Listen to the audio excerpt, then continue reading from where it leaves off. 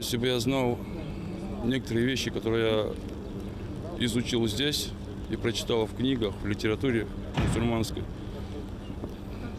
то, мне кажется, я в любом случае не оказался бы здесь. Ему оставалось всего несколько месяцев, чтобы быть среди близких и родных. Буквально перед предстоящим судом по УДО 39-летнего султана Исраилова нашли повешенным в штрафном изоляторе Челябинской колонии. При осмотре тела врачи обнаружили следы насильственной смерти. Правозащитники и родственники не сомневаются, что суицид – постановка актеров-надзирателей.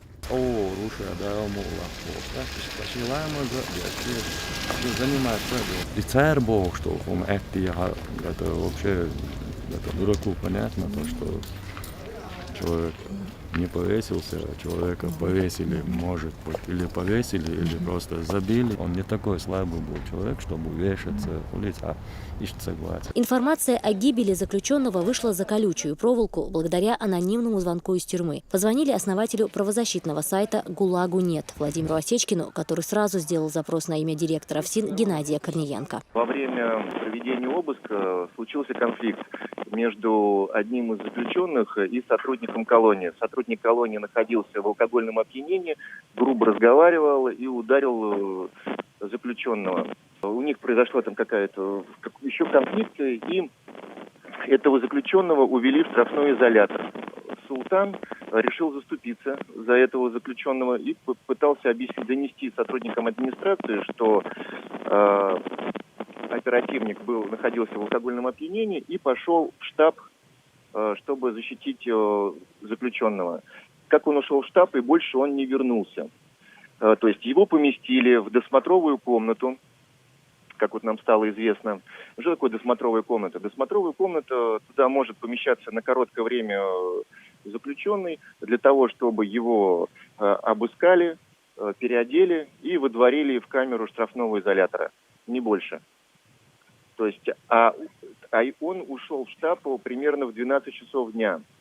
Как нам стало известно, опять же, из анонимных источников, что двое заключенных ночью, примерно в час ночи, слышали крики из этой досмотровой комнаты, которые говорят о том, что султана бьют и пытают. Он звал на помощь. Вот. И в 4 утра уже пошла информация по колонии, что его убили. В любом случае, это дело у нас на контроле. Мы считаем, что не стоит ситуацию на тормоза и довольствоваться вот сейчас ответами, которые дает ФСИН. Потому что дело в том, что начальник управления Челябинской области приезжал несколько дней назад в колонию, потому что все заключенные за смертью султана объявили массовую голодовку.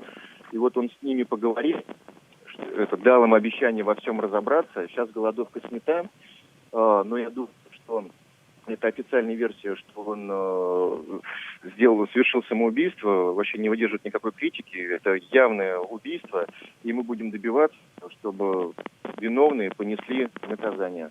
Фотографии, на которых видны следы травм, обширные кровоподтеки на спине, следы наручников на запястьях, а также запекшаяся кровь на лице. Таков итог работы исправителей, осужденного, у которого за время пребывания в колонии не было нареканий, кроме положительных отзывов.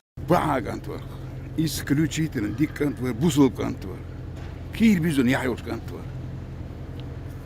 Sonra dolstur. Som nabat jag så är magic dinir, så tror jag med det så dinir.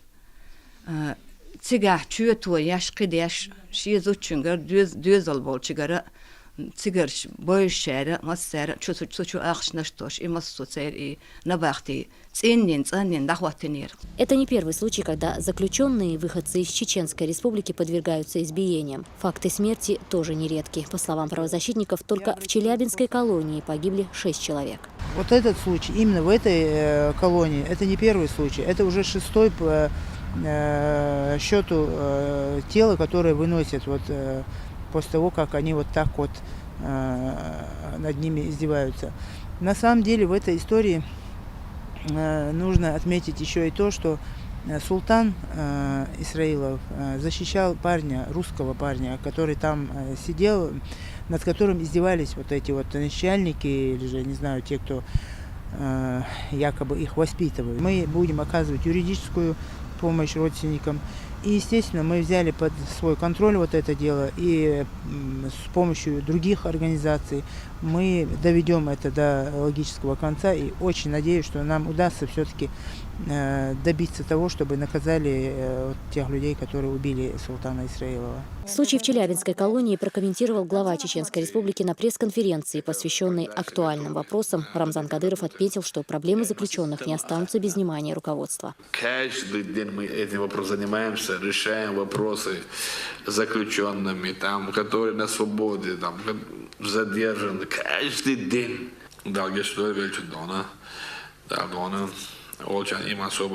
Это наш долг защищать права наших граждан. Мы это делаем. Превышение должностных полномочий в отношении заключенных, судя по известным фактам, в данной колонии давно стали нормой. Об этом также пишет в своем обращении уже к уполномоченному по правам человека России Владимир Осечкин. Как сообщает источник, голодовка объявлена с целью привлечения внимания общественности к попыткам сотрудников администрации выдать убийство осужденного Исраилова за самоубийство и тем самым помочь убийцам уйти от уголовной ответственности. Во время гражданской акции протеста осужденных 26 декабря ни ОНК, ни местный омбудсмен не посетили исправительную колонию 2 и не дали никаких комментариев в средствах массовой информации, оставив протестующих без общественного контроля и защиты со стороны соответствующих правозащитных институтов. Все эти факторы, очевидно, указывают на то, чтобы провести специальное заседание Совета по правам человека в Челябинске. Не право, а обязанность.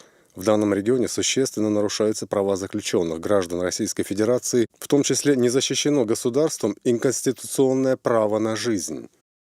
И уже позже на сайте ГУЛАГу.нет появилось видео, в котором о пытках над Исраиловым свидетельствует заключенный Николай Волошин. Сотрудники СИЗО-1 наступили ему ногой на лицо, когда он кричал «помогите», звал на помощь. После чего он просто начал как волк выть и захлебывался своими слюнями, прям, когда кричал. В самой колонии комментировать данную ситуацию отказались. В интернете очень много информации о том, что это не было суицидом, человека до смерти забили. Вот какой-то комментарий нам нужен был по этому поводу. Ведется ли следствие и что на данном этапе? По этому поводу ничего не могу вам сказать. В тот роковой день Султан звонил маме. Говорил, что скоро вернется домой и больше никогда с ней не расстанется. Не дождался отца и единственный сын.